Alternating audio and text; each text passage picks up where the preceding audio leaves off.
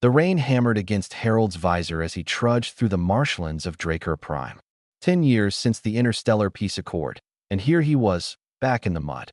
Some things never changed. The veteran surveyor had seen enough war to last 3 lifetimes, but the galaxy kept finding ways to drag him back into its mess. His scanner beeped erratically. 3 life signs ahead, faint and failing.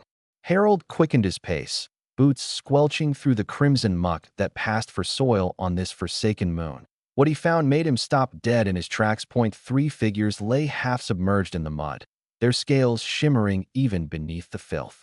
Drakari, dragonfolk. Their humanoid bodies were bare, wings crumpled and torn, magnificent horns dulled by exhaustion. One had silver scales that caught the dim light, another bore patterns of deep emerald, and the third showed hints of sapphire beneath the grime. Harold had fought alongside Drakari during the Krell Uprising. He knew them as fierce warriors, proud and nearly indestructible. Seeing them like this, vulnerable, defeated, sent ice through his veins. Medical evac needed. He barked into his comm, already moving forward. 3 Drakari, critical condition. The silver-scaled one's eyes fluttered open, vertical pupils struggling to focus. Human, she rasped, her voice like grinding stone. Run, trap. That's when Harold saw it. A pale arm rising slowly from the mud behind them, followed by another, then another. Not 3 arms. 7, 9. A dozen appendages emerging from what he'd thought was just terrain, each one ending in elongated fingers tipped with obsidian claws. A mud wraith. Harold's blood turned to ice water. These things were supposed to be extinct, wiped out during the Purge Wars 50 years ago. They were ambush predators, creatures that could liquefy their bodies and hide in swamps and bogs, waiting for prey to stumble into their killing fields. The veteran's hand went to his hip, finding empty air. Of course, surveyors didn't carry weapons. Civilian work, they'd said. Peaceful exploration, they'd promised. The wraith began to coalesce, its body rising from the marsh like a nightmare taking shape. Its core mass towered 12 feet high, a grotesque amalgamation of sinew and chitin, with that forest of arms sprouting from its torso.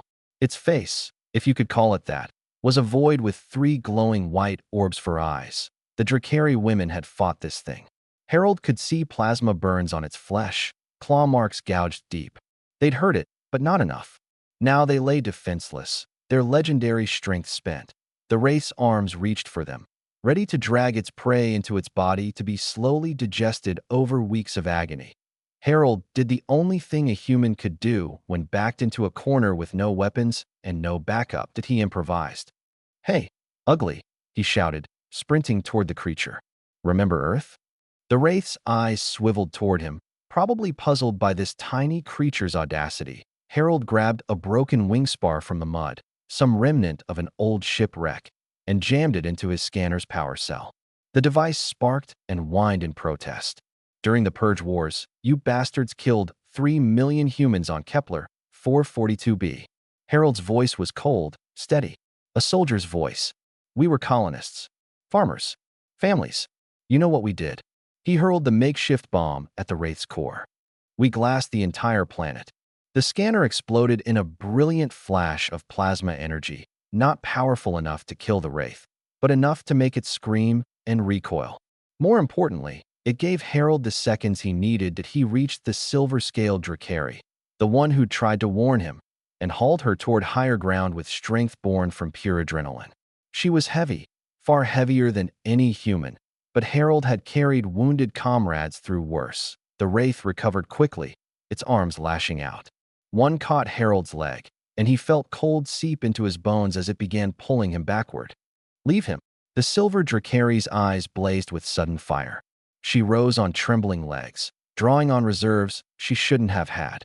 Her sisters stirred too, the emerald and sapphire warriors finding their feet. "We are Drakari." The silver one growled, flames beginning to dance along her scales. "And this human showed us what courage looks like." The 3 dragon women unleashed their fury as one. Fire, ice, and lightning, the elemental breath weapons of their kind, converged on the wraith. The creature shrieked, trying to liquefy and escape, but the Drakari had learned its patterns during their first fight.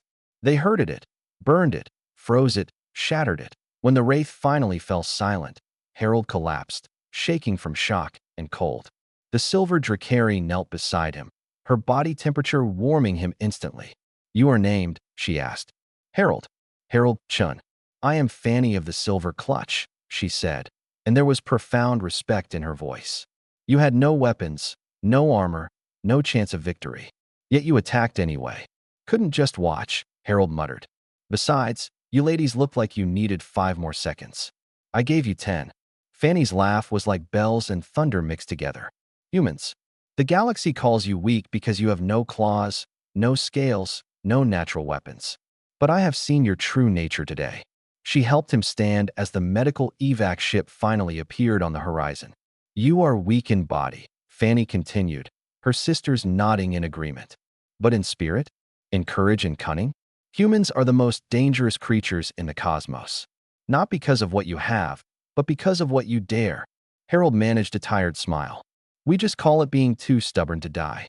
"Then may your species never lose that stubbornness, Harold Chun," Fanny said. "The galaxy needs more who refuse to surrender, who fight when all seems lost, who save strangers at the cost of their own safety." As the medical team loaded them all onto the ship, Harold looked back at the marsh where a mud wraith had nearly claimed for more victims. But it hadn't, because when it mattered most, one unarmed human had decided that impossible just meant nobody's done it yet. That, Fanny would later tell the Galactic Council, was the human way, and the galaxy was better for it.